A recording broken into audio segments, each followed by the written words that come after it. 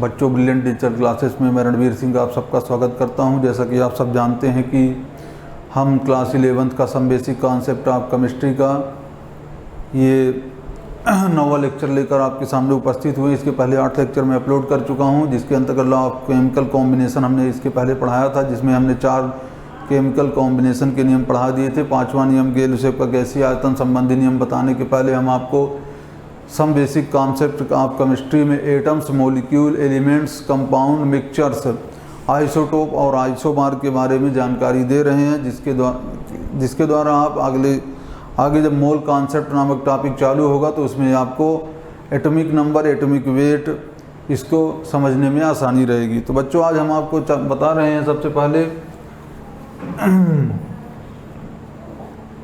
देखिए एटम्स क्या है।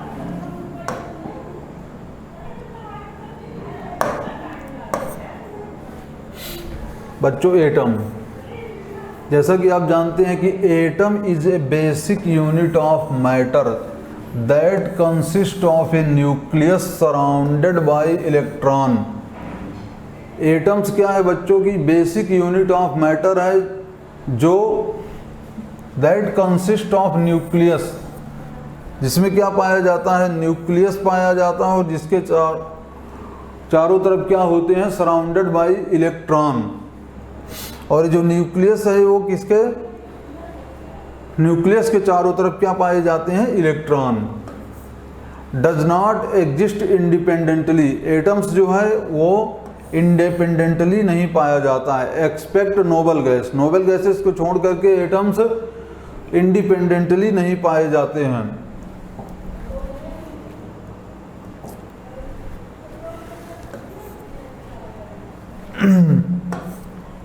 इसके बाद बच्चों देखिए what is an atom. Over 99.95% of the atom mass is in the nucleus. Atoms का 99.94%, एटम्स का 99.94% जो मास है वो कहाँ पाया जाता है, न्यूक्लियस में पाया जाता है। न्यूक्लियस, जैसा कि आप जानते हैं न्यूक्लियस होता है सभी एटम्स में। न्यूक्लियस जो होता है, न्यूक्लियस में क्या पाए जाते हैं, न्यूट्रॉन और प्रोटॉन। न्यूक्लियस में क्या पाए जाते हैं, न्यूट्रॉन और प्रोटॉन। न्यूट्रॉन पर कोई भी चार्ज नहीं होता है, जबकि प्रोटॉन पर पॉजिटिव चार्ज होता है। ये जो न्यूक्लियस होता है इसमें न्यूट्रॉन और प्रोटॉन पाए जाते हैं, और न्यूट्रॉन और प्रोटॉन को सम्मिलित रूप से क्या बोलते हैं, न्यूक्लियॉन्स। न्यूट्रॉन और प्रोटॉन को क्या बोलते हैं सम्मिलित रूप से, न्यूक्लियॉन्स। और ये जो न्यूक्लियॉन्स है इसके चारों तरफ इलेक्ट्रॉन पाए जाते हैं, रिवॉल्विंग इलेक्ट्रॉन। इलेक्ट्रॉन क्या करते हैं, इस न्यूक्लियस के चारों ओर क्या करते हैं, चक्कर लगाते हैं। तो इस तरह से एटम्स की स्ट्रक्चर आप समझ सकते हैं। एटम्स की स्ट्रक्चर के अंतर्गत जो 3 बेसिक पार्टिकल हैं, सबसे पहला है प्रोटॉन, दूसरा है न्यूट्रॉन और तीसरा है इलेक्ट्रॉन। जैसा कि आप जानते हैं कि प्रोटॉन और न्यूट्रॉन न्यूक्लियस में पाए जाते हैं, जिन्हें सम्मिलित रूप से क्या कहते हैं, न्यूक्लियॉन्स। और इलेक्ट्रॉन इस न्यूक्लियस के चारों ओर चक्कर लगाते हैं, जिन्हें क्या कहते हैं, न्यूक्लियॉन्स। तो बच्चों इस तरह से आप जान चुके हैं कि एटम्स की क्या स्ट्रक्चर होती है। व्हाट इज एटम, एटम्स क्या है। एटम्स के अंतर्गत आप जानते हैं कि एटम्स जो होता है उसमें क्या होता है, न्यूक्लियस होता है। न्यूक्लियस में क्या होता है, पॉजिटिव चार्ज वाले प्रोटॉन पाए जाते हैं और न्यूट्रॉन्स होते हैं जिन पर कोई भी चार्ज नहीं होता है। और ये पॉजिटिव और नेगेटिव चार्ज जो है किसके चारों तरफ क्या होते हैं, इलेक्ट्रॉन्स पाए जाते हैं। ठीक है, तो इस तरह से ये एटम्स की स्ट्रक्चर है। अब इसके बाद बच्चों देखते हैं क्या है, व्हाट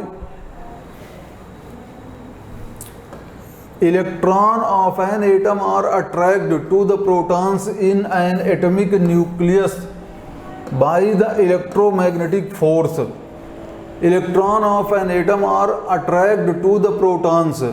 इलेक्ट्रॉन्स जो होते हैं प्रोटॉन से किसके द्वारा अट्रैक्ट होते हैं, इलेक्ट्रोमैग्नेटिक फोर्स के द्वारा। इसी तरह से प्रोटॉन और न्यूट्रॉन जो होते हैं, प्रोटॉन और न्यूट्रॉन जो होते हैं न्यूक्लियस में होते हैं attract to each other by different force, the nuclear force. उसे क्या कहते हैं, न्यूक्लियर फोर्स।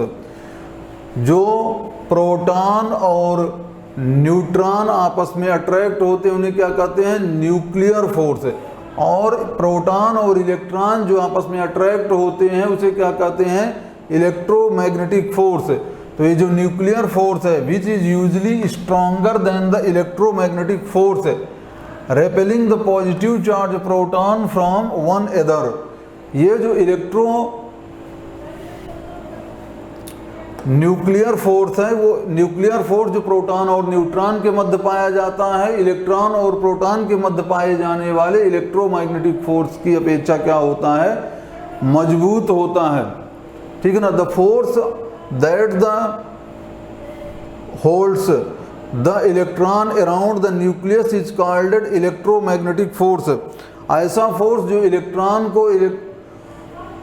इलेक्ट्रॉन को न्यूक्लियस के चारों तरफ होल्ड करके रखता है उसे क्या कहते हैं, इलेक्ट्रोमैग्नेटिक फोर्स। तो आप जानते हैं इलेक्ट्रोमैग्नेटिक फोर्स किसके किसके बीच में लगता है, इलेक्ट्रोमैग्नेटिक फोर्स लगता है इलेक्ट्रॉन और प्रोटॉन के मध्य। और न्यूक्लियर फोर्स किसके मध्य लगता है, न्यूक्लियर फोर्स लगता है न्यूट्रॉन और प्रोटॉन के मध्य। न्यूक्लियर फोर्स जो होता है वो इलेक्ट्रोमैग्नेटिक फोर्स से मजबूत होता है। इसके बाद देखिए बच्चों, व्हाट इज मॉलिक्यूल्स। अब आप जान चुके हैं एटम्स के बाद मॉलिक्यूल्स क्या है। जैसा कि आप जानते हैं the group of atoms exist of one species having same properties is known as molecule. A group of atoms exist as one species having same property is known as molecule. Atoms का समूह the group of atoms exist as one species, जो एक species बनाता है जिसमें same property होती है उसे क्या कहते हैं, molecule. Which can be independently exist. और मॉलिक्यूल क्या होता है, इंडिपेंडेंटली पाया जाता है। Which can be independently exist. तो आप जानते हैं ग्रुप ऑफ एटम्स को क्या कहते हैं, मॉलिक्यूल्स। ग्रुप ऑफ एटम्स जो सेम स्पीसीज के होती हैं और one species having same property, ऐसी स्पीसीज जिसमें सेम प्रॉपर्टी होती है एटम्स की उसे क्या कहते हैं, मॉलिक्यूल्स। इसके बाद आप बच्चों देखिए what is a molecule. Molecule are distinguished from ions by their lack of electrical charge. Molecules जो हैं वो आयंस के द्वारा अलग किए जाते हैं, किसके द्वारा, lack of electrical charges. However, in quantum physics, organic chemistry and biochemistry, the term molecules is often used less strictly, also being applied to polyatomic ions. Quantum physics, organic chemistry और biochemistry में molecules जो often used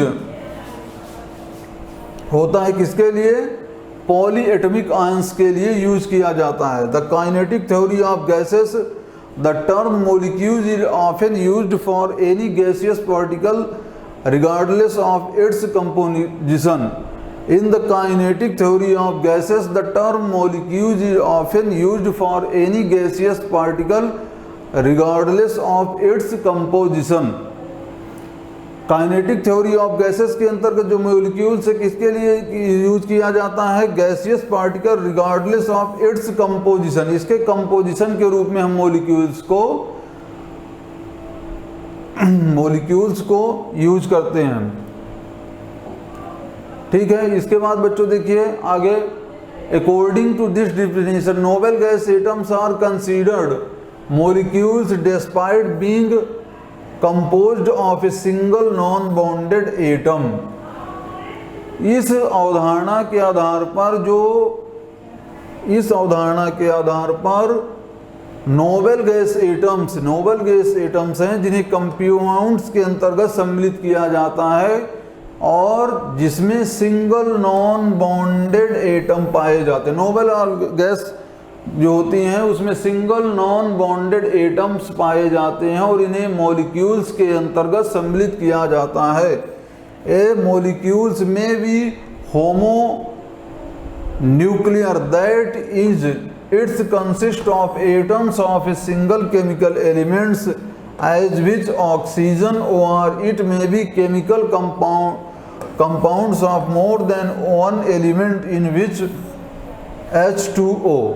A molecules may be homonuclear that it is consist of atoms of a single chemical element as with oxygen, or it may be chemical compounds more than one elements।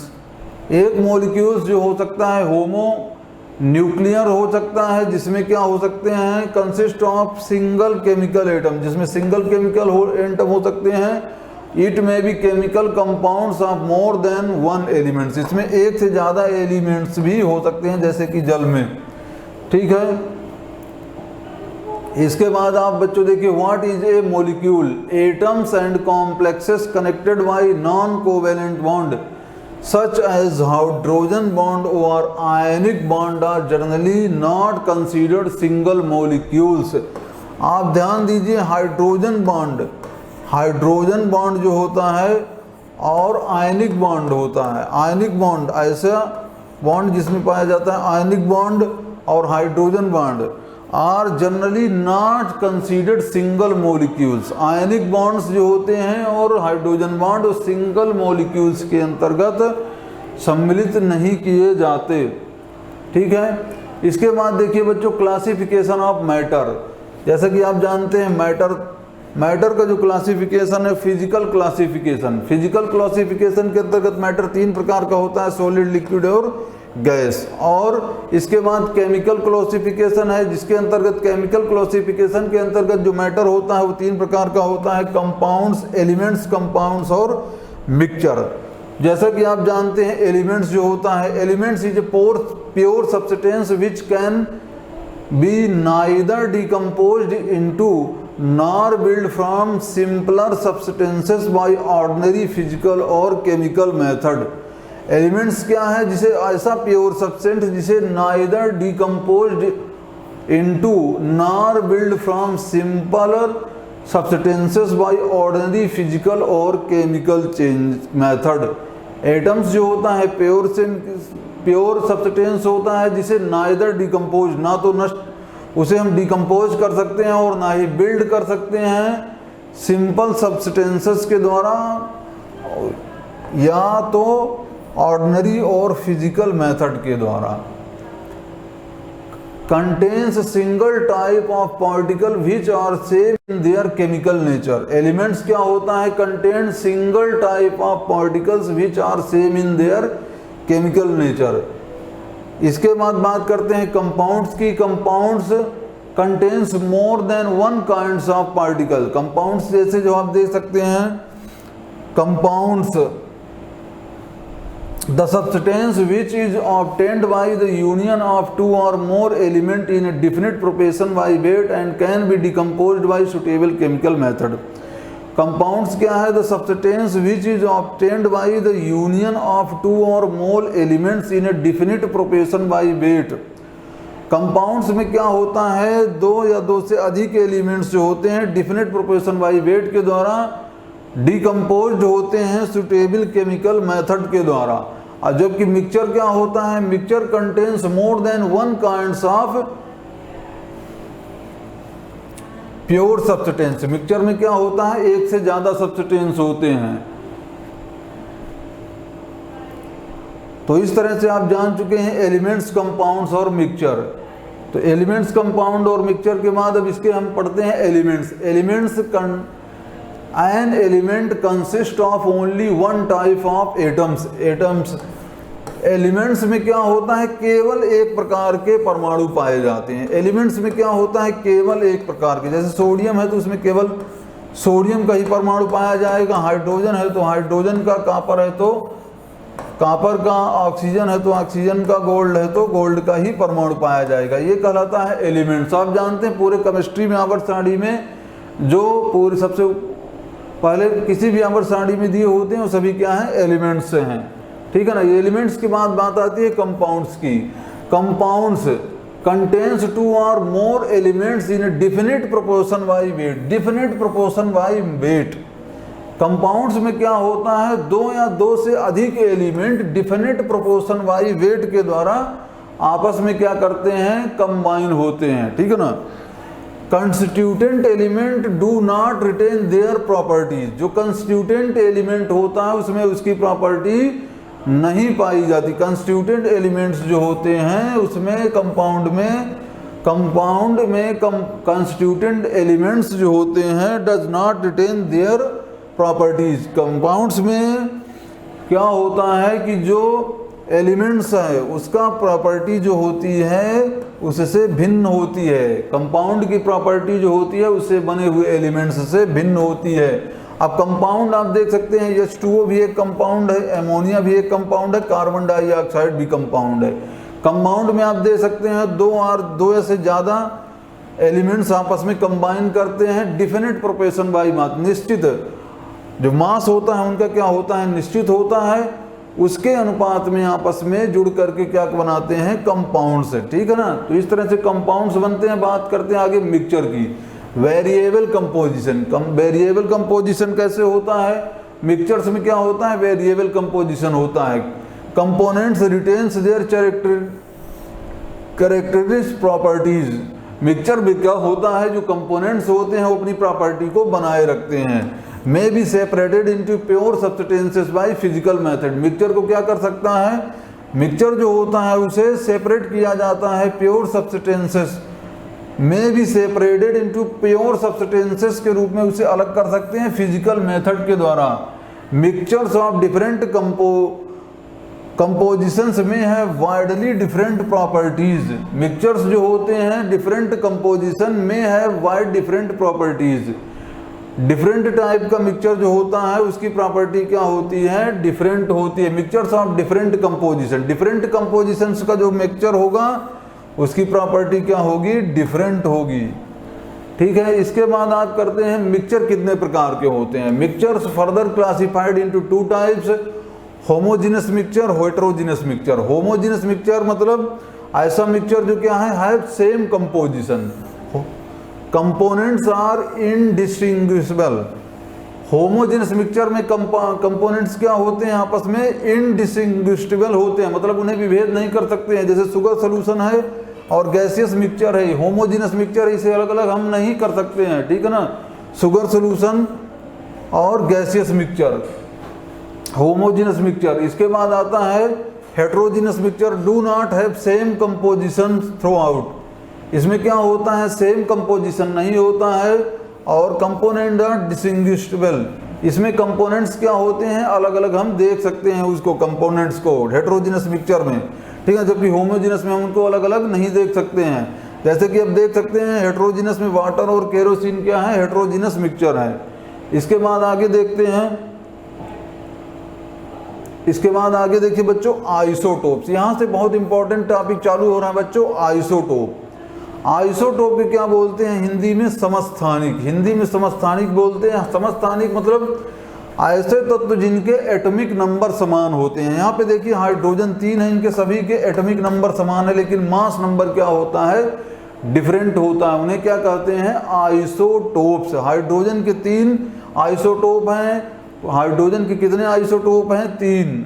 इसमें mass number इनका क्या है, सबका अलग अलग है, जबकि atomic number क्या है, सभी का समान है। आइसोटोप मतलब समस्थानिक जिनके परमाणु क्रमांक समान, एटॉमिक नंबर समान, लेकिन एटॉमिक वेट क्या होते हैं, अलग अलग होते हैं। जैसे कि आप जानते हैं एटॉमिक नंबर, एटॉमिक नंबर में क्या होता है, इस एटॉमिक नंबर में हम प्रोटॉन और एटॉमिक नंबर क्या होता है, प्रोटॉनों की संख्या बराबर, एटॉमिक नंबर जो होता है प्रोटॉनों की संख्या बराबर इलेक्ट्रॉनों की संख्या। और जो होता है एटॉमिक नंबर के बाद एटॉमिक वेट क्या होता है, एटॉमिक वेट जो होता है प्रोटॉन प्लस न्यूट्रॉन की संख्या। तो मतलब इसमें समस्थानिक में क्या होता है, प्रोटॉन्स और इलेक्ट्रॉन की संख्या बराबर होती है, लेकिन प्रोटॉन और न्यूट्रॉन की संख्या क्या होती है, भिन्न भिन्न होती है। प्रोटॉन और न्यूट्रॉन की संख्या क्या होती है, भिन्न भिन्न होती है आइसोटोप में। तो ये आइसोटोप की प्रॉपर्टी है, इसमें क्या होता है, एटॉमिक नंबर समान होता है, जबकि एटॉमिक वेट क्या होता है आइसोटोप का, भिन्न भिन्न होता है। हाइड्रोजन के 3 आइसोटोप हैं, प्रोटोनियम, ड्यूटेरियम और ट्राइटियम। आइसोटोप के यहाँ पे देख सकते हैं आप, isotope but different mass number.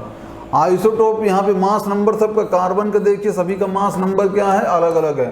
कोई भी एलिमेंट होता है उसके ऊपर जो लिखा होता है उसे क्या कहते हैं, मास नंबर। उसमें ऊपर जो होता है उसे क्या कहते हैं, मास नंबर। ऊपर जो होता है मास नंबर और नीचे जो लिखा होता है उसे क्या कहते हैं, एटॉमिक नंबर। यहाँ पे कार्बन के 3 आइसोटोप बताए गए हैं। आइसोटोप जानते हैं पर एटॉमिक नंबर समान होते हैं, एटॉमिक वेट अलग अलग होता है। यहाँ पे आइसोटोप 3 है कार्बन के, 12, 13 और 14। ये आइसोटोप, इनमें एटॉमिक वेट अलग अलग है, मतलब इसमें प्रोटॉन और न्यूट्रॉन की संख्या अलग अलग है, जबकि प्रोटॉन और इलेक्ट्रॉन की संख्या सेम है।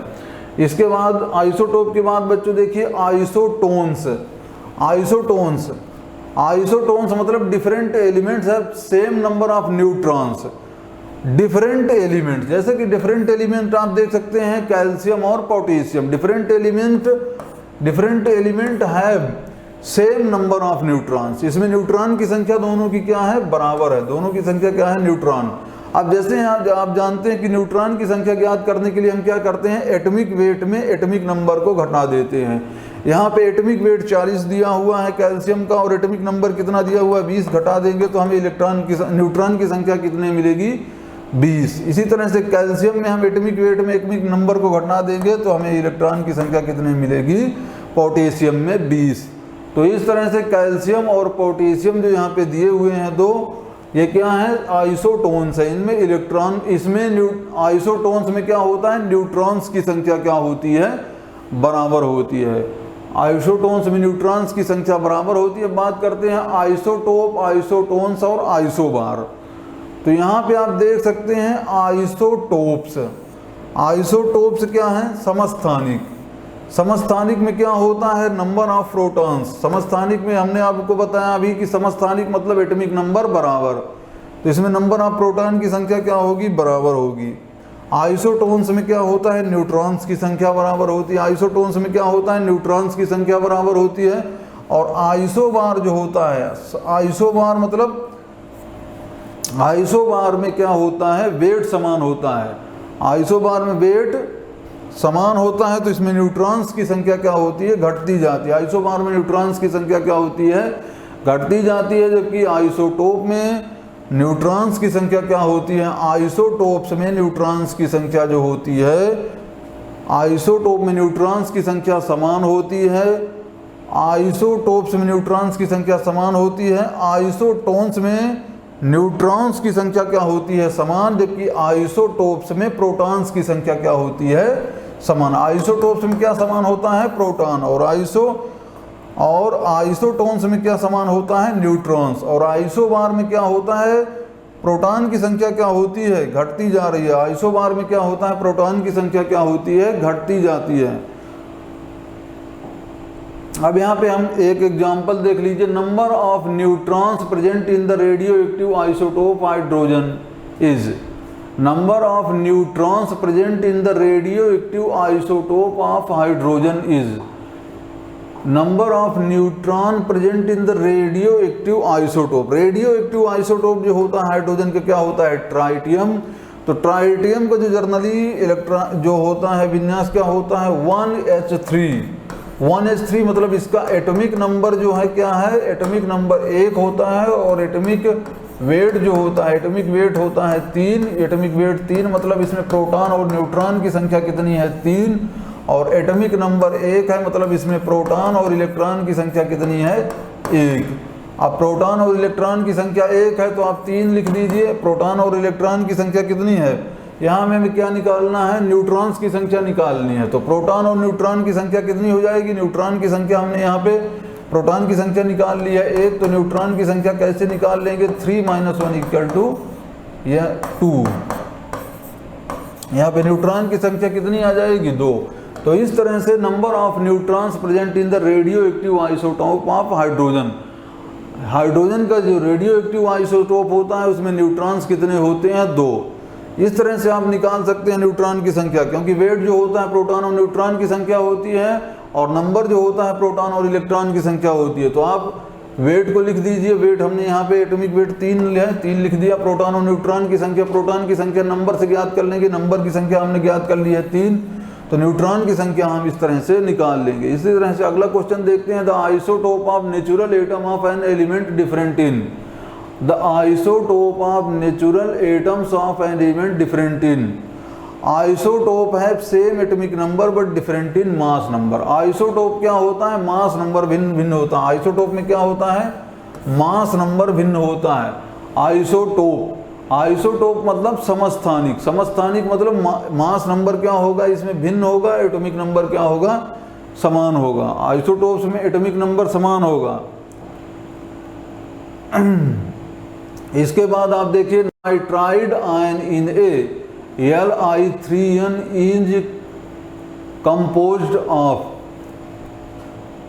नाइट्राइड आयन में कितने आपको बताने हैं प्रोटॉन हैं और कितने इलेक्ट्रॉन हैं। नाइट्राइड आयन में प्रोटॉन और इलेक्ट्रॉन की संख्या ज्ञात करने के लिए आप देखिए सबसे पहले नाइट्रोजन है। नाइट्रोजन का देख लीजिए क्या होता है, नाइट्रोजन में क्या होता है, 7 इसका एटॉमिक नंबर होता है और 14 क्या होता है एटॉमिक वेट। तो एटॉमिक नंबर जो होता है प्रोटॉन की संख्या होती है, तो इसमें प्रोटॉन कितने हो गए 7। और नाइट्राइड आयन N3- मीन्स क्या होता है, इसने 3 इलेक्ट्रॉन इसने क्या किए हैं गेन। किसी भी पर एटम्स के ऊपर जितने भी चार्ज लगा होता है, ठीक है ना, किसी भी एटम के ऊपर जितना भी चार्ज लगा होता है मतलब उसने क्या किया है उतने इलेक्ट्रॉन क्या किया है गेन किया है। तो यहाँ पे N3- है तो इसने 3 इलेक्ट्रॉन गेन किया, तो टोटल इसमें इलेक्ट्रॉन कितने हो जाएंगे 10, ठीक है ना, 10 इलेक्ट्रॉन हो जाएंगे। और प्रोटॉन जो होते हैं, प्रोटॉन जो होता है ऑलवेज एटॉमिक नंबर ही होता है, प्रोटॉन ऑलवेज एटॉमिक नंबर होता है। तो एटॉमिक नंबर इसका 7 है तो प्रोटॉन 7 हो जाएंगे। जबकि इलेक्ट्रॉन क्या हो जाएगा, इसमें इलेक्ट्रॉन जो होगा, इलेक्ट्रॉन की संख्या क्या होती है, जो चार्ज है चार्ज प्लस यहाँ पे किसी भी यदि आयन है तो उसके आयन में इलेक्ट्रॉन की संख्या ज्ञात करने के लिए हम क्या करते हैं, आयन के ऊपर जितना चार्ज होता है प्लस उसका एटॉमिक नंबर होता है उसे क्या कर देते हैं जोड़ देते हैं। आयन में किसी भी आयन में इलेक्ट्रॉन की संख्या ज्ञात करने के लिए क्या करते हैं, उसके ऊपर जो एटॉमिक नंबर होता है और जो चार्ज होता है उसे क्या कर देते हैं जोड़ देते हैं। तो इस तरह से हम नाइट्राइड आयन में इलेक्ट्रॉन और प्रोटॉन की संख्या ज्ञात कर लेंगे। इसके बाद प्रश्न है कि homogeneous system amongst the following is, निम्नलिखित में से कौन सा होमोजीनस सिस्टम है। तो इसमें है होमोजीनस मतलब होमोजीनस समांगी, तो homogeneous starch solution sand in water, sand in water तो किसी तरह से हो ही नहीं सकता, बेंजीन इन वाटर ये भी नहीं हो सकता, और स्टार्च सॉल्यूशन ये भी नहीं हो सकता, ठीक है ना। इसके बाद है urea in water, urea completely soluble in water, urea क्या होता है कंप्लीटली सोलबिल इन वाटर होता है, तो ये क्या हो जाएगा होमोजीनस सिस्टम हो जाएगा, होमोजीनस सिस्टम। जबकि बेंजीन वाटर कंपोज टोटली आपस में क्या होता है पूरी तरह से आपस में सॉल्विल नहीं होता है, कंप्लीटली सॉल्विल नहीं होता, इसी स्टार्च सॉल्यूशन भी टोटली सॉल्विल नहीं होता, इसी तरह से सैंड इन वाटर भी नहीं होता। जबकि यूरिया इन वाटर क्या होता है कंप्लीटली सॉल्विल होता है, तो ये होमोजीनस मिक्सचर होगा। इसके बाद है कि व्हाट आर न्यूक्लियॉन्स, हमने शुरू में ही आपको बताया था न्यूक्लियॉन्स क्या होते हैं। न्यूक्लियॉन्स के अंतर्गत हमेशा ध्यान रखिए न्यूक्लियॉन्स जो होता है कोई भी परमाणु है उसके जो केंद्रीय भाग में प्रोटॉन और न्यूट्रॉन पाए जाते हैं, इन्हें सम्मिलित रूप से क्या करते हैं न्यूक्लियॉन्स, इन्हें सम्मिलित रूप से क्या कहते हैं न्यूक्लियॉन्स। किसी भी प्रोटॉन के जो किसी भी परमाणु के केंद्र में, किसी भी परमाणु के केंद्र में जो न्यूक्लियस होता है, न्यूक्लियस होता है उसमें प्रोटॉन और न्यूट्रॉन्स पाए जाते हैं, उन्हें सम्मिलित रूप से क्या कहते हैं न्यूक्लियॉन्स। तो इस तरह से न्यूक्लियॉन्स आप जान चुके हैं, प्रोटॉन और न्यूट्रॉन्स ही क्या कहलाते हैं न्यूक्लियॉन्स, ठीक है ना। इसके बाद है the number of fundamental particle present in, fundamental particle सभी जानते हैं, फंडामेंटल पार्टिकल क्या है इलेक्ट्रॉन प्रोटॉन और न्यूट्रॉन। किसी भी एटम्स में जो फंडामेंटल पार्टिकल्स क्या होते हैं इलेक्ट्रॉन प्रोटॉन और न्यूट्रॉन। तो इलेक्ट्रॉन प्रोटॉन और न्यूट्रॉन यहाँ पे क्या बताना है फंडामेंटल पार्टिकल, इसमें लिथियम में बताना है। तो लिथियम में टोटल फंडामेंटल पार्टिकल कितने हैं, तो टोटल के लिए क्या करेंगे, टोटल के लिए हम जानते हैं इसमें क्या है, इसका एटॉमिक नंबर 3 है, तो इसका एटॉमिक नंबर मतलब प्रोटॉन और न्यूट्रॉन की संख्या इसमें, प्रोटॉन और इलेक्ट्रॉन की संख्या इसमें कितनी हो गई 3, और प्रोटॉन और न्यूट्रॉन इसमें कितने हो गए 7। तो टोटल फंडामेंटल पार्टिकल इसमें कितने हो गए, टोटल फंडामेंटल पार्टिकल्स हो गए इसमें 10, इसमें टोटल फंडामेंटल पार्टिकल कितने हो जाएंगे 10। लिथियम में टोटल फंडामेंटल पार्टिकल कितने हो जाएंगे 10, क्योंकि इसमें जो 3 क्या है इलेक्ट्रॉन और प्रोटॉन है, और 7 क्या है प्रोटॉन और न्यूट्रॉन है। तो टोटल फंडामेंटल पार्टिकल्स कितने हो जाएंगे? 10। इसके बाद एक्टिविटी है बच्चों, तो इसमें क्या है? Construction of atoms.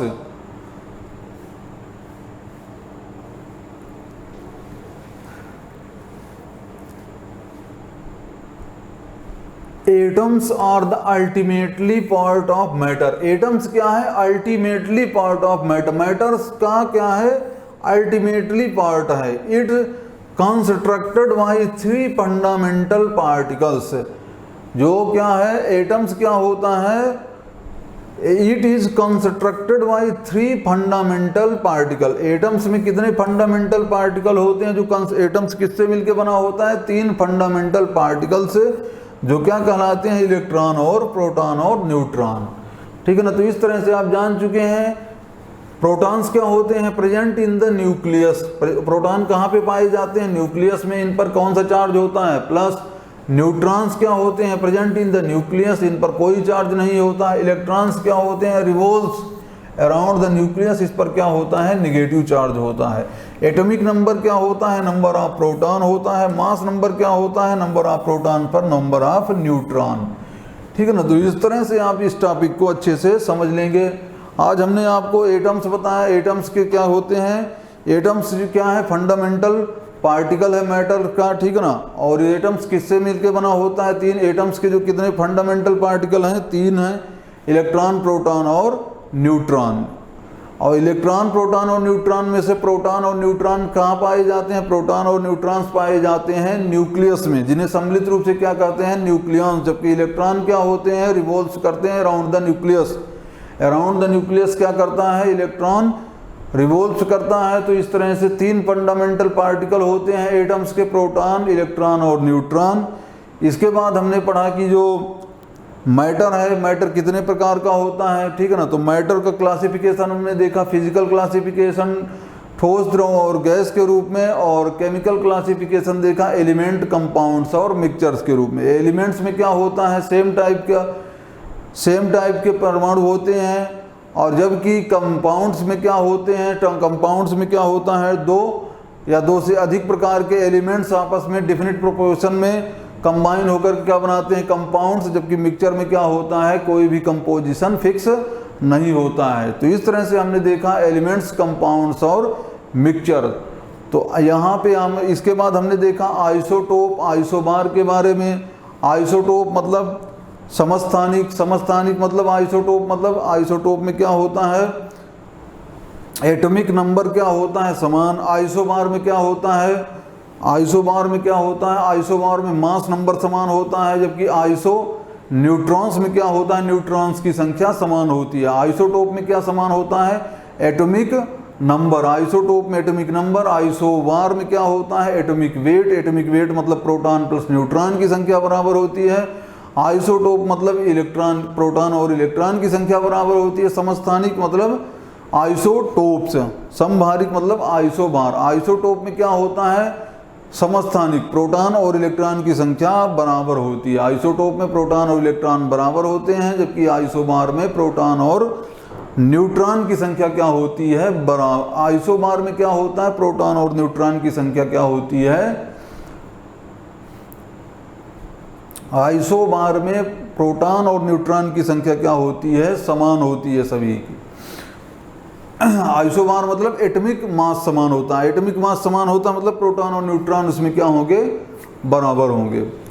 तो इस तरह से आज हमने देखा बच्चों एलिमेंट्स, कंपाउंड और मिक्सचर। इसके बाद हमने ज्ञात किया कि मतलब एटॉमिक नंबर मतलब क्या होता है? प्रोटॉन की संख्या बराबर इलेक्ट्रॉन की संख्या। एटॉमिक वेट क्या होता है? प्रोटॉन प्लस न्यूट्रॉन्स की संख्या।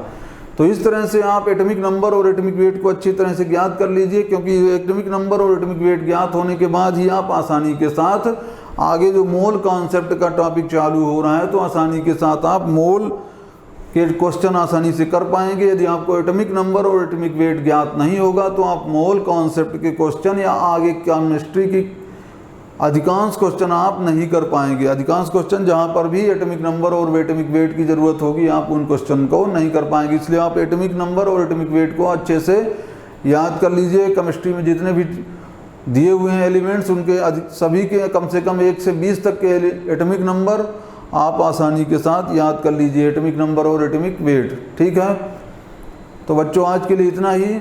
मैं ब्रिलियंट डिजिटल क्लासेस में रणवीर सिंह आपके लिए रोज़ नियमित रूप से केमिस्ट्री की क्लास 11th का केमिस्ट्री का